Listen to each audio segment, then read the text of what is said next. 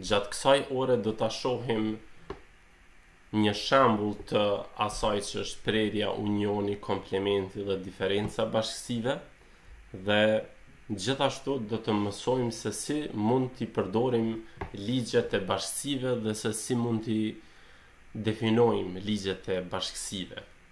Atëherë këtu i kam listuar shkurtimisht gjërat që i kemi mësuar deri më tani. E kemi mësuar që prerja në mes të dy bashkësive A dhe B përbëhet prej të gjitha atyre elementeve, ashtu që ato elemente janë njëkohësisht edhe pjesë e A-s edhe pjesë e B-s përmes operacionit të konjunksionit. Pastaj unioni i dy bashkësive përbëhet nga të gjitha ato elemente që janë ose pjesë e A-s ose pjesë e B-s përmes operacionit të disjunksionit. Pastaj komplementi një bashkësie A përbëhet nga të gjitha ato elemente të cilat nuk gjenden në bashkësinë A, do të thotë përbëhet nga të gjitha elementet që gjenden jashtë asaj bashkësie. Edhe në fund e kemi diferencën në mes bashkësive, ose si mund të lexohet bashkësia A minus bashkësia B, përbëhet nga të gjitha ato elemente që janë pjesë e A-s, por që njëkohësisht nuk janë pjesë edhe e B-s. Për të ilustruar këto koncepte, i marrim dy bashkësi të caktuara G dhe H. G-ja është bashkësia e numrave natyrore nga 1 deri në 6, kurse H-ja është bashkësia e numrave natyrore nga 4 deri në 9. Ne mund të krijojmë prerjen e bashkësisë G me H-n. Edhe kjo bashkësi përbëhet nga të gjitha ato elemente që janë edhe në G, edhe në H. Edhe nëse i shikoni me kujdes këto dy bashkësi, e shihni që vetëm elementet 4, 5, 6 janë njëkohësisht në të dy bashkësitë e ndryshme. Për këtë arsye, prerja e G-s dhe H-s përbëhet nga numrat 4, 5 dhe 6. Pastaj mund ta krijojmë unionin e bashkësive G dhe H. Nëse e kemi unionin, atëherë unioni i këtyre dy bashkësive përbëhet nga të gjithë numrat 1 deri në 6, por gjithashtu edhe nga numrat 4 deri në 9, kështu që përbëhet nga të gjithë numrat nga 1 deri në 9. Arsyeja pse unioni duket kështu si duket është për shkak se këta numra nga 1 deri në 9 është e vërtetë që gjenden ose në këtë bashkësi ose në këtë bashkësinë tjetër. Gjithashtu e kemi edhe komplementin e bashkësisë A, ose në këtë rast komplementin e bashkësisë G, po e marrim, pse jo? Komplementi i bashkësisë G përbëhet nga të gjitha ata numra të cilët nuk janë pjesë e G-s fillimisht.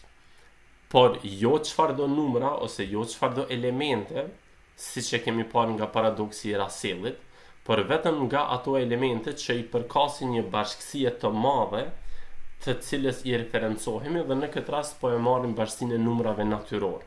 Kështu që komplementi i G-s përbëhet nga të gjithë numrat të cilat nuk janë në G, por janë numra natyror. Kështu që përbëhet nga numrat natyror që fillojnë nga numri 7, 8, 9, 10 e kështu me radhë, deri sa ti përfshim të gjithë numrat natyror që ekzistojnë. Pastaj mund ta definojmë edhe komplementin e bashkësisë H. Komplementi i bashkësisë H është pak më ndryshe. I përmban të gjithë numrat natyror të cilët nuk janë pjesë e bashkësisë H. Kështu që i përmban numrat 10, 11, 12 e kështu me radhë, por gjithashtu i përmban edhe numrat 1, 2 dhe 3, pasi që numrat 1, 2 dhe 3 nuk janë të përfshirë në definimin e bashkësisë H. Pra, janë numrat 1, 2 dhe 3, pastaj e anashkalojmë bashkësinë H, dhe pastaj vijnë te numrat 10, 11, 12 e kështu me radhë, duke i përfshirë të gjithë numrat natyror. Edhe në fund e kemi edhe bashkësinë A minus B, ose në këtë rast G minus H, pasi që e kemi definuar në mënyrë eksplicite G dhe H. Bashkësia G minus H përbëhet nga të gjitha elementet që janë pjesë e G-s, por megjithatë nuk janë pjesë e H-s. kështu që parimisht përbën nga të gjitha elementet e G-s, por ne duhet t'i fshim elementet 4, 5 dhe 6, pasi që elementet 4, 5 dhe 6 janë po ashtu pjesë e H-s dhe kjo i mohon prej përkatësisë në bashkësinë G-H. Pra duhet t'i largojmë këta numra. Këto janë mënyrat se si funksionojnë këto operacione, operacionet e prerjes, unionit, komplementit edhe diferencës së bashkësive. Ka gjithashtu shumë operacionet e tjera me bashkësi, por përmes këtyre shembujve po besoj që mund t'i kuptoni ose t'i nënkuptoni të gjitha llojet, se si mund të definohen llojet e ndryshme të operacioneve. Ka edhe operacione të ndryshme, por të cilat për shkak të hapësirës nuk mund t'i shkruajmë. Për shembull, ekziston edhe bashkësia partitive e bashkësisë G, e cila përbëhet nga të gjitha nga të gjitha nënbashkësitë e bashkësisë G. Edhe bashkësia partitive e bashkësisë G do të ishte një bashkësi që i përmban si nënbashkësi të gjitha elementet, pastaj i përmban si nënbashkësi të gjitha dyshet e elementeve, për shembull 1, 2, 2, 3, 3, 4, 4, 5 dhe 5, 6, por gjithashtu i përmban si nënbashkësi edhe 1, 3 si dyshe, 3, 5 dhe 4, 6, por i përmban edhe të gjitha treshet, për shembull 1, 2, 3, 2, 3, 4, 3, 4, 5 edhe 4, 5, 6, por edhe 1, 3, 4, 1, 4, 5, 2, 5, 6, e kështu me radhë, i përmban edhe të gjitha 4-shet, edhe i përmban të gjitha 5-shet, edhe i përmban të gjitha 6-shet. Kjo bashkësi, bashkësia partitive, përmban aq shumë bashkësi sa që do të na merrte jashtëzakonisht shumë kohë ta shkruanim atë në mënyrë eksplicite. Po e shihni që bashkësitë partitive mund të bëhen shumë të mëdha shumë shpejt, edhe madje nëse jemi duke e marrë bashkësinë partitive të një bashkësie me vetëm 6 elemente të ndryshme. Në rregull. Atëherë, në teorinë e bashkësive i kemi disa ligje të bashkësive. Edhe ligjet më të famshme janë ligjet e komutativitetit, distributivitetit, ligjet e komplementit të komplementit dhe gjithashtu ligjet e De Morganit. Këto janë shumë të ngjashme me ligjet në teorinë e gjykimeve ose në teorinë e logjikës propozicionale, edhe arsyeja për këtë është për shkak se nxjerrën drejt për drejt prej logjikës propozicionale. Për shembull, njëri ligj, komutativiteti i prerjes, na tregon që prerja është komutative, ose na tregon që bashkësia A prerje B është ekuivalente me bashkësinë, ose është e barabartë me bashkësinë B prerje A.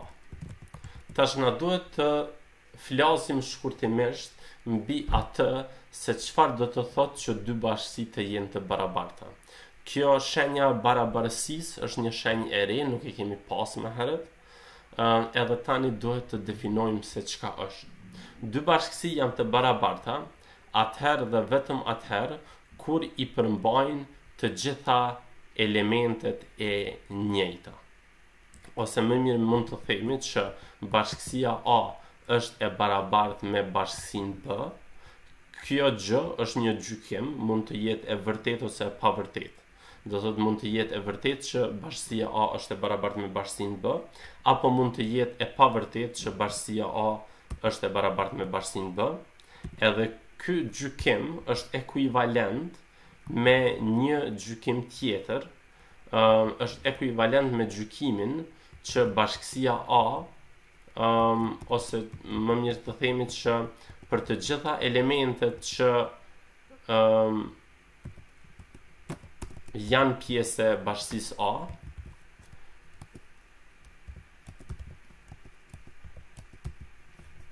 kjo qëndron e bashkësisë A, kjo qëndron në një marrëdhënie bikondicionale me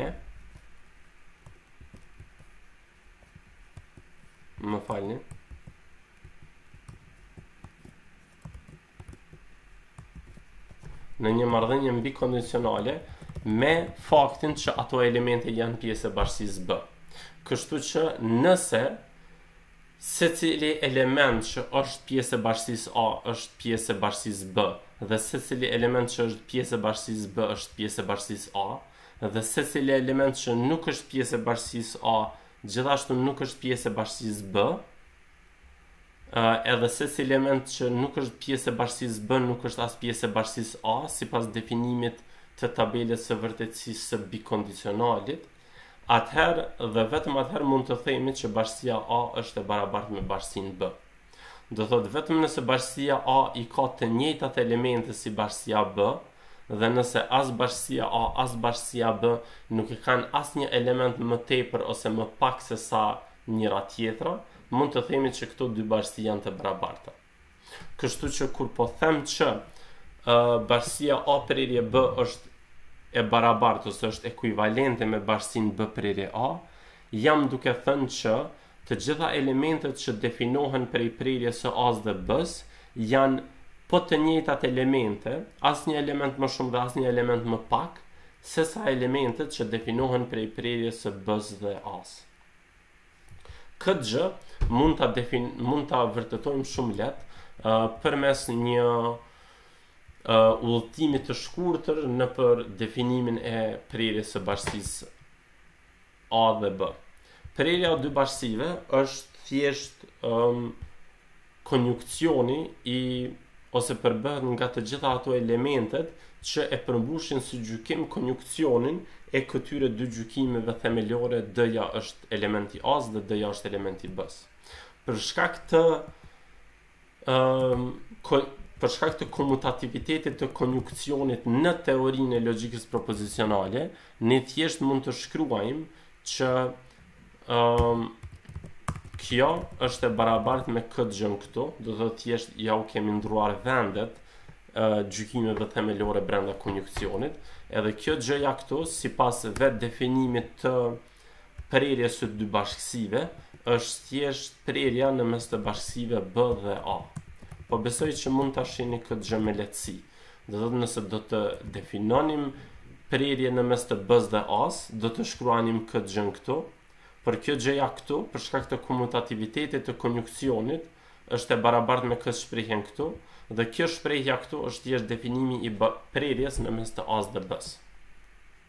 Gjithashtu, ekziston edhe komutativiteti i unionit, edhe komutativiteti i unionit mund të vërtetohet shumë lehtë përmes të njëjtës logjik. Komutativiteti i unionit thotë që A union B është ekuivalente si bashkësi me B union A, edhe këtë mund ta vërtetojmë përmes definimit të unionit të bashkësive. Unioni i bashkësive A dhe B definohet si bashkësia të gjitha elementeve, ashtu që ato elemente i përkasin A-s, ose ato elemente i përkasin B-s, ose konjukcion ato elemente i përkasin B-s. Për shkak të komutativitetit dhe disjunkcionit që e kemi parë më herët në teorinë e bashkësive, kjo mund të shkruhet si konjukcioni i anasjellt, D-ja është elementi B-s, disjunkcion, D-ja është elementi A-s. Më falni nëse thash konjukcioni, desha të them disjunkcioni. Ju kërkoj falje për këtë.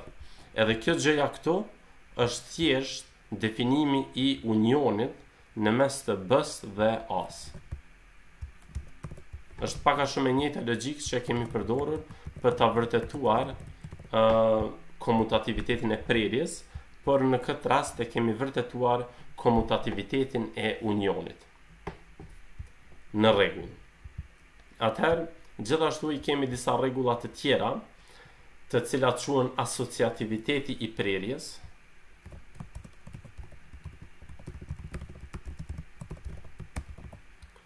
Asociativiteti i prerjes na tregon që prerja është veprim asociativ. Me fjalë të tjera, nëse e kemi prerjen e një prerjeje tjetër, ose nëse e kemi prerjen e bashkësisë A me rezultatin e prerjes të B-s dhe C-s, kjo është ekuivalente me prerjen e C-s me rezultatin e prerjes së A-s dhe B-s. Kjo gjëja këtu. Do të thotë nëse e bëjmë këtë prerje të parën dhe këtë prerje të dytën, kjo na jep krejtësisht të njëjtin rezultat si bashkësi, do të thotë na jep po të njëjtat elemente të asoj bashkësie, sikur nëse do ta kryenim të parën këtë prerje dhe pastaj do ta kryenim këtë prerjen këtu. Gjithashtu asociativiteti i prerjes mund të vërtetohet shumë thjesht përmes ligjeve të gjykimeve propozicionale. Së pari na duhet të definojmë se çka është kjo bashkësi. Kjo bashkësia këtu është prerja e A-s me një bashkësi tjetër e cila është thjesht prerja e B-s me C-n. Për prerja e B-s me C-n përbën nga të gjitha ato elemente, ashtu që ato elemente janë ose edhe pjesë e B-s, edhe pjesë e C-s. Dhe pastaj prerja e kësaj me këtë bashkësinë këtu është ajo bashkësia e cila përbën nga të gjitha ato elemente D, ashtu që D-ja është pjesë e A-s edhe konjukcion, B-ja, po e vendosin në klapa, është pjesë e B-s edhe D-ja është pjesë e C-s. Ky është definimi në mes të prerjes së trefesht të tre bashkësive. Edhe kjo këtu është thjesht një seri prej dy konjuksioneve, edhe për shkak të teorisë së logjikës propozicionale e dim që konjukcioni është asociativ. Kjo nuk kupton që këtë gjën këtu mund ta shkruajmë si mund t'ja ndrojmë vendin klapave dhe ta shkruajmë në këtë mënyrë, që është elementi A-s, konjukcion elementi B-s dhe tek pastaj konjukcion elementi C-s, edhe krejt kjo është ekuivalente me krejt këtë gjën,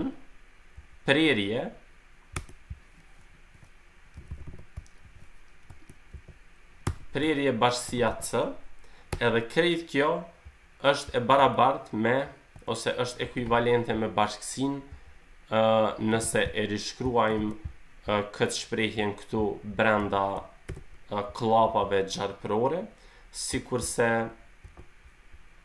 A prerje B edhe krejt në fund prerje C. Kjo gjë na tregon që prerja është asociative edhe krejt kjo rrjedh për shkak të asociativitetit të vet gjykimit të përbër prej konjuksioneve ose të asociativitetit të konjuksioneve.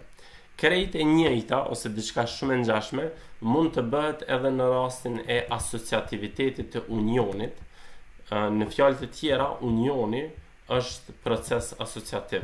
Do të nëse e kemi unionin e A-s me rezultatin e unionit të B-s dhe C-s, kjo është ekuivalente me rezultatin e unionit të A-s dhe B-s, union bashkësia C. Për ta vërtetuar këtë, mund të bëni diçka shumë të ngjashme me këtë këtu, dhe unë nuk do ta bëj këtë në këtë orë, po ju mund ta bëni si detyrë shtëpie. Me një fjalë, asociativiteti i unionit rrjedh prej vet asociativitetit të disjunksionit. Atëherë gjithashtu e kemi një ligj tjetër të teorisë së bashkësive, edhe ky ligj quhet komplementi i komplementit. Ta shkruaj këtu.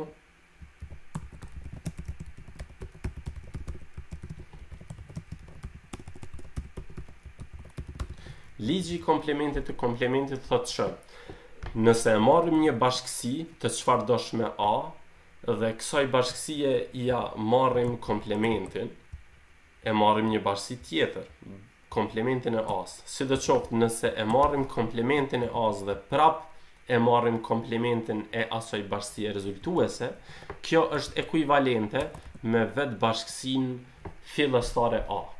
Është ekuivalente në kuptimin e teorisë së bashkësive, do të thotë që i ka të njëjtat elemente dhe asnjë element më shumë dhe asnjë element më pak.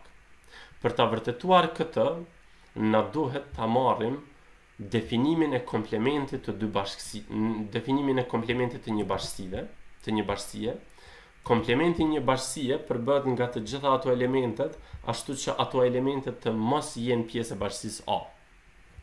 Ky është definimi i komplementit. Pastaj e marrim definimin e komplementit të komplementit. Definimi i komplementit të komplementit është thjesht komplementi i definimit të bashkësisë komplementare, kështu që është komplementi i kësaj bashkësie. Sidoqoftë e pam që komplementi definohet vetëm përmes negacionit të përkatësisë së një elementi në atë bashkësi, kështu që komplementi i komplementit do të definohet prej negacionit të përkatësisë së një elementi në bashkësinë A. Po besoj po mund të shihet që një administrim i operacionit të komplementit e vendos një negacion, kurse dy administrimet të komplementit e vendosin dy negacione në mënyrë të natyrshme, edhe për shkak të ligjit të logjikës propozicionale që negacioni i negacionit të një gjykimi është po ai gjykim, ne thjesht mund të heqim negacionet tërësisht dhe të mbetemi vetëm me këtë gjë këtu. Çka është kjo gjëja këtu? Kjo gjëja këtu është bashkësia e cila përbën nga të gjitha elementet të cilat i përkasin bashkësisë A, kështu që është thjesht vetë bashkësia A. Në këtë mënyrë mund ta shohim që është e vërtetë që komplementi i komplementit të një bashkësie është po ajo bashkësi origjinale dhe këtë e kemi vërtetuar përmes ligjit të negacionit në logjikën propozicionale. Në rregull. Tani mund të fokusohemi edhe të ashtu quajturat ligjet e De Morganit brenda bashkësive. E kemi një ligj të De Morganit, unë po e quaj ligji i parë i De Morganit. Ligji i parë i De Morganit na tregon që nëse e kemi prerjen e një bashkësie me rezultatin e unionit të dy bashkësive B dhe C, atëherë kjo është ekuivalente si bashkësi me unionin e prerjes në mes të A-s dhe B-s dhe prerjes në mes të A-s dhe C-s. Ky ligji këtu. Kjo mund të duket shumë e ngjashme me ligjin e parë të De Morganit në rastin e logjikës propozicionale, edhe kjo është arsyeja për këtë është se ligji i De Morganit për bashkësitë vërtetohet pikërisht përmes ligjit të De Morganit sa i përket logjikës propozicionale. Për ta vërtetuar këtë, ne e marrim definimin e kësaj bashkësie këtu dhe e shprehim sipas teorisë së bashkësive, edhe pastaj e shohim që gradualisht do të mund të arrijmë të ky definimi këtu. Dhe nëse bëjmë këtë, do të mund të vërtetojmë që këto dy bashkësi janë pikërisht ekuivalente si bashkësi. Në rregull.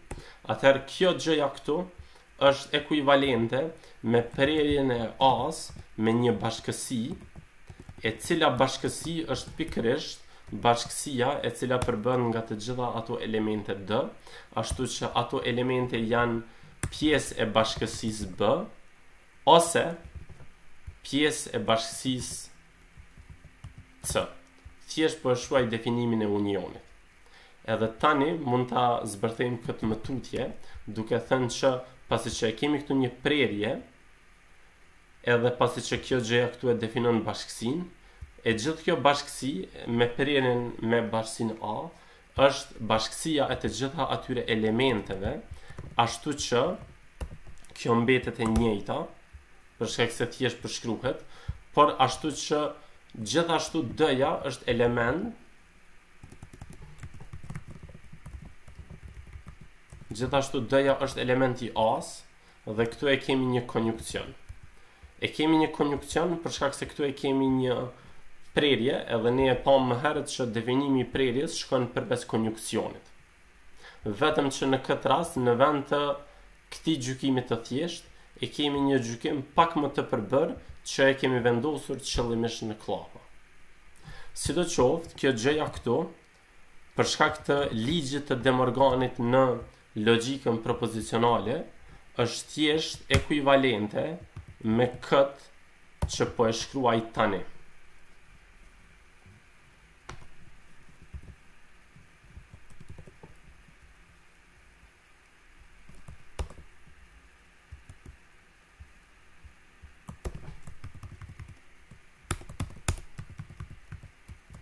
Keni pak durim.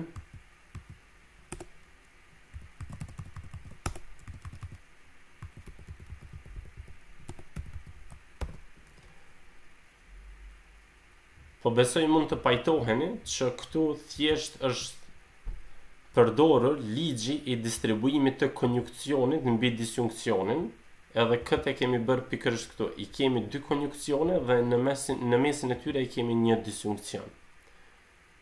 Kjo gjëja këtu, po besoj që është e vetë kuptueshme nga teoria e logjikës propozicionale, edhe po shihet që është definimi i prerjes në mes të dy bashkësive, edhe prerjes në mes të dy bashkësive, edhe gjithashtu unionit për shkak të disjunksionit në mes të tyre. Kështu që gjithë kjo është thjesht e barabartë me prerjen e A-s dhe B-s, union për shkak të disjunksionit prerjes së A-s dhe C-s. Ky është ligji i parë i De Morganit për bashkësitë. Gjithashtu ekziston edhe ligji i dytë i De Morganit për bashkësitë,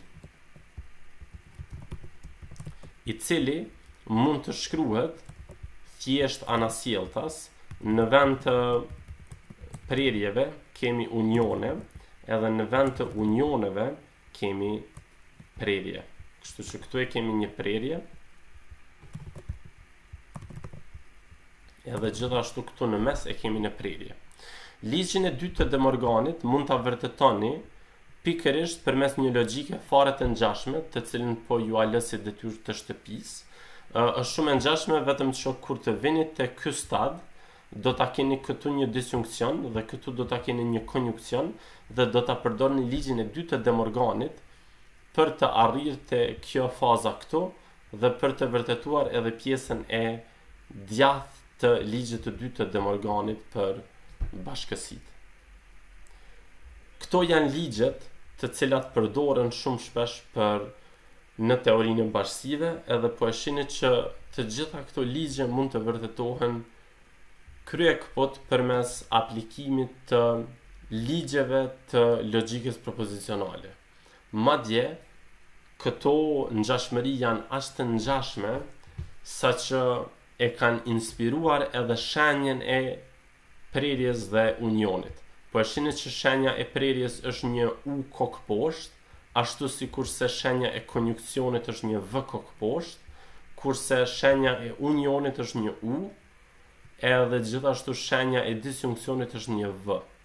Edhe po besoj që mund ta shihni me lehtësi ngjashmërinë në mes të dukjes, por gjithashtu edhe definimit të këtyre dy operacioneve, edhe në botën e logjikës propozicionale, por edhe në botën e bashkësive.